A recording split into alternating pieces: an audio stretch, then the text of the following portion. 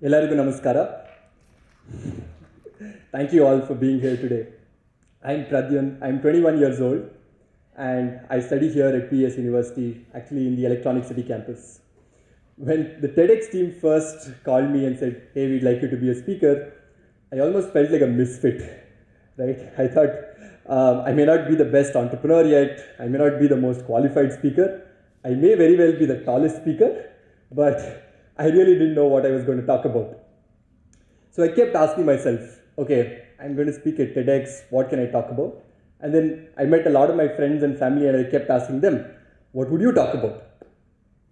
So let's do this as an exercise. All of you close your eyes for a second and think, if I were a speaker at TEDx, what would I talk about? Right? Okay, now open your eyes. Now tap on the shoulder of the person next to you and say, if you were a speaker at TEDx, what would you talk about? Ask them.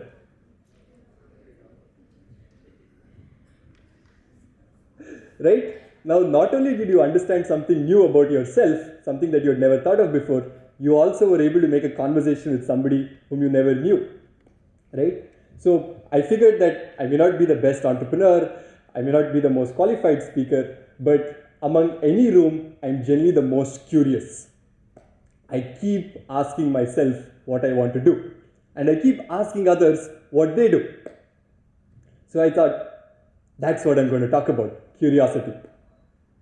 So going back a little to my childhood, initially I was quite scared of talking to people and asking questions, but throughout my school is when I kept asking my teachers very funny questions. I have some of them here with me today and they can actually testify for that. So I would say, why is chlorophyll green in color and not orange? If Michael Jackson is dancing, why aren't the background dancers as famous as he is? And my absolute favorite, why does in the Hindi language everything have a gender? Why is a bus female whereas a bike is male in gender in Hindi? So I would keep asking my teachers these questions, and the biggest question that always came to mind is, what should I do in life when I grow up? And every year the answer to this question kept changing. Initially, I really liked dancing, so I thought in 5th grade I'm going to become a dancer. In the 6th grade, I saw a lot of clips about ISRO and said, okay, I'm going to launch rockets as a scientist. In the 8th grade, I loved debating, so I thought I'm going to become a lawyer. And in 10th grade, I liked biology, so I said, okay, maybe doctor is the right profession. But before I could ask myself this question again, I finished my 11th and 12th grade and I had gotten a seat to become a computer science engineer. Not something that I expected, but it made a lot of people around me very happy. So it's only when I got into college was when I thought to myself, or when I asked myself, what do I really want to do? And at that point, we just finished COVID and I hadn't gone out for anywhere for a whole year. So I said, okay, I love going out with my friends, but my parents told me, we will not give you any pocket money. So my friends and I went to every park, every lake, every place that you could go for free. But after some time, we thought, okay, at least to buy some coconut water, we need some money. What are some ways we can make money while in college? So I thought, that's when I did this first really important thing. I asked myself, what am I good at? And what would be of value to somebody else? I realized that, okay, I'm good at talking, maybe I can sell something, I'm good at writing. My mom's an architect, so I used to write about her buildings. So I said, okay, is that of something to value to somebody else? So I started off very small, put out my work, started taking some gigs as a content writer, and then started managing social media for a few people. And my friend and I have this really funny story of how we started this business selling organic milk. So skip to my second semester is when I was doing all of these odd jobs to make pocket money, and my mom got really irritated. She's like, Pradyun, you're studying to be a computer science engineer, and what will I tell my friends? She said, okay, I have a lot of clients and they work in technology. Why don't you ask them what they do for a living? And that's when I did the second most important thing. Out of curiosity, I went up to people and said, hey, what do? Do you like what you're doing? Like this, I met somebody who works in building cameras, somebody who builds enterprise software, somebody who works in biotech, and a couple of people who are entrepreneurs. So much so that every family function or family gathering that we went to, these really annoying uncles who come up to you and be like, hey, what are you doing in life? Where are you studying? All of that. So I would go to these uncles and be like, uncle, what are you doing in your life? Do you even like what you're doing? And what would you do differently if you were to be 18 years old again? So this is when I spoke to some entrepreneurs and I realized I really like the life that they are leading. So then I discovered that I really want to be an entrepreneur. So I took some very conscious steps, and in my third semester, I joined the Center for Innovation and Entrepreneurship. And that's when I read about this professor, Professor Saraswati, far, far away in Virginia in the United States, who researches about what makes entrepreneurs entrepreneurial. Is it people born with a certain talent? Is it people who are born in a family business? Is it people who take a lot of risks? And what she found with her research was that people who are better at taking decisions in times of high uncertainty tend to be better entrepreneurs. And a follow-up to that is, these expert entrepreneurs are always asking questions.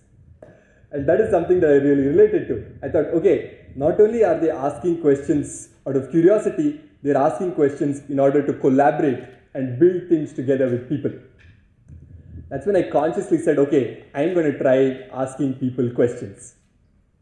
Right? So in PS, we have this really good culture of having a hackathon every weekend, and it was a very big deal right in third semester when you're trying to learn new things to participate in such a hackathon. At that point, I still didn't know how to code. I went to 3 of the people who were coding all day and night in my class, and I said, hey, I'd like you to be part of this hackathon team. You do all the coding, and I will do all the talking, and we can be in this team together. Somehow they thought that was a good barter and they agreed. Right? So we participated in this hackathon and we happened to do well and we won. And that's when I discovered, okay, I really like working with people to build technology or build new things. So I got obsessed with working on side projects. And I used to work on these all the time without sleeping in the night in the class. I mean, my friends in class would tell you this, that I was always working on something or the other. So this one time, everybody in class was doing this very important assignment because it was the end of the semester, and then I was working on my own project. So this teaching assistant came up and said, hey, what are you doing? Why aren't you working on this assignment? And I acted as if he's speaking to a wall and completely ignored what he was saying. So he came back after some time, people had almost finished and they left, and he came back and said, hey, you obviously look like you're working on something important. Unlike that boy over there who's scrolling through cat videos, what are you up to? So that's when I explained, hey, we're building this project, it's a tech project for a non-profit, and I'm dedicating a lot of time in this because I don't know how to build a machine learning algorithm because I'm still in my third semester. You're in fourth year, what would it take for you to just look at this and help me out? So he looked at my screen and said, okay, you should do that, you should try this, you should try this, you should try that. And a lot of it went over my head. So I said, wait a minute, I have a friend, he knows how to code a little better than me. We'll get on a call and can you just tell the same things to him so that he can understand and we can work on this. Then he took a step back. He's like, no, I'm very busy. I'm applying for masters. I'm writing these essays and it's taking up a lot of my time. I don't think I can help you. I said, just one call will do, maybe half an hour. And because you're writing essays for masters, maybe this is a project that you can even write about.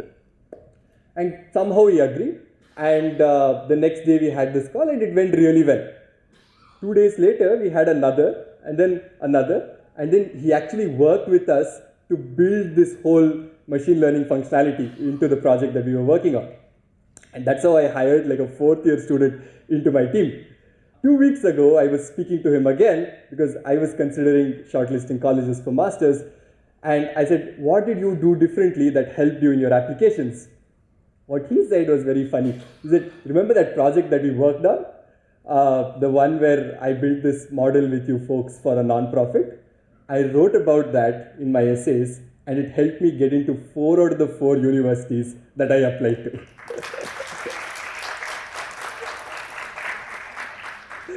All of this, ladies and gentlemen, started just because of an ask.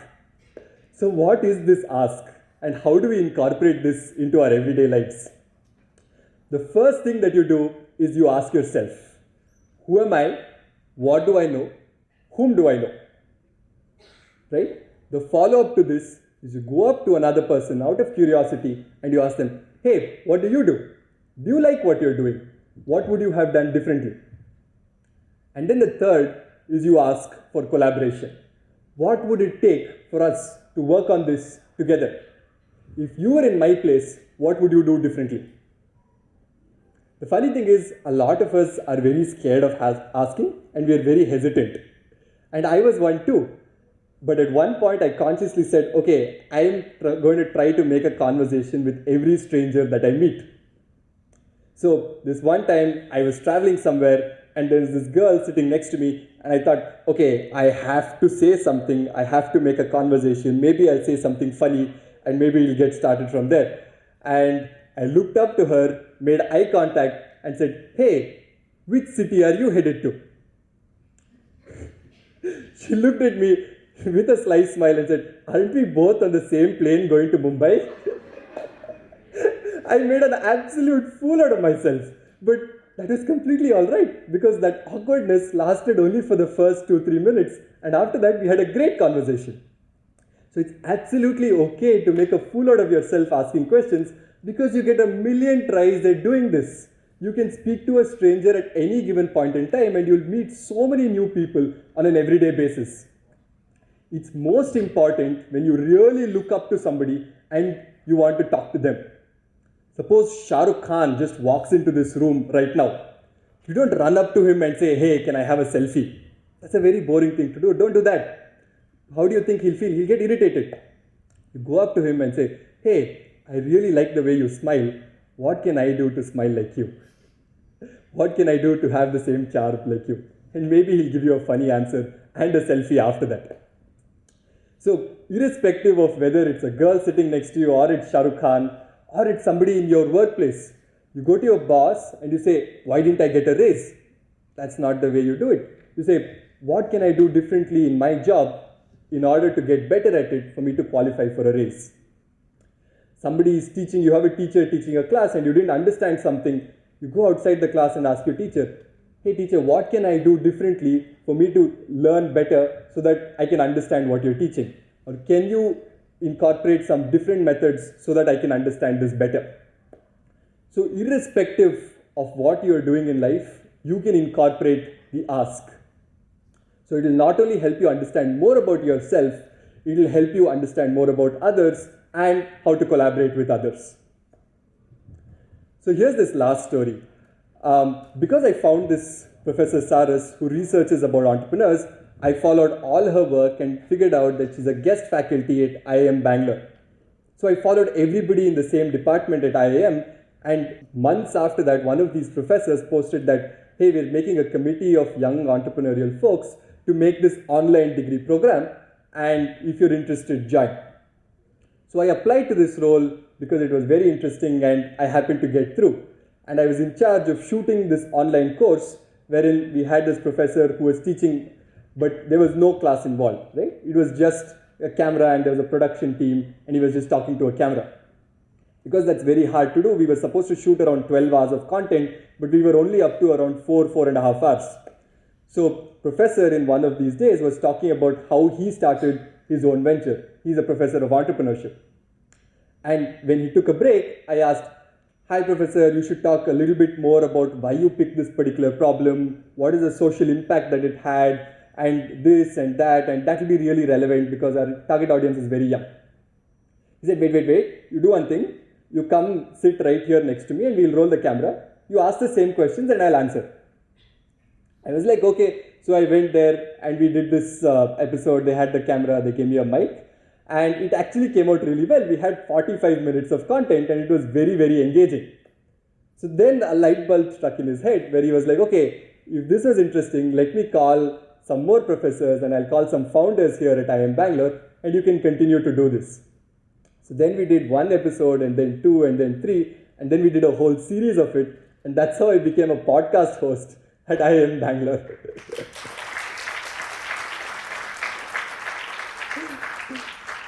So all of this also started just because of an ask.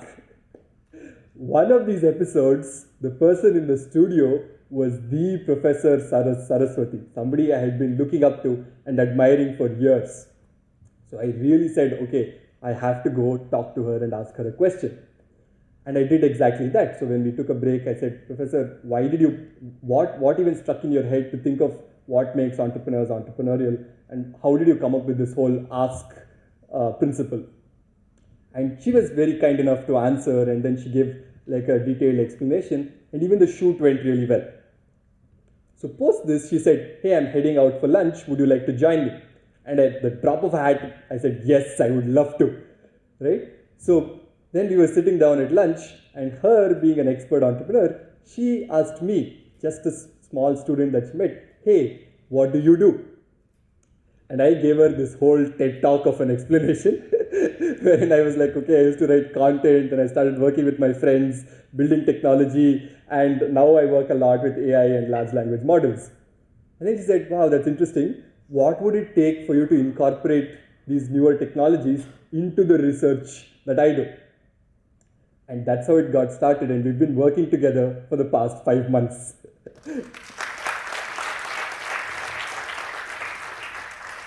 That also started just because of an ask. So before the end of that conversation, she said, you'd be surprised how many new ventures or new relationships start just because somebody asked a question to somebody else over lunch. And I was like, hopefully this would be one too. She said, no. You're an entrepreneur. You don't hope that things happen. You don't wish that things happen. You make it happen. So next time, ladies and gentlemen, you see a friend, you see a colleague, you see your parents, you see a girl sitting next to you, a boy sitting next to you, anybody next to you, you see somebody today at lunch, or you happen to see Shah Rukh Khan walk in through this door. Walk up to them, strike a nice smile, make eye contact, pay them a compliment, and ask a question. Don't be hesitant to do this. Make it happen. Thank you very much.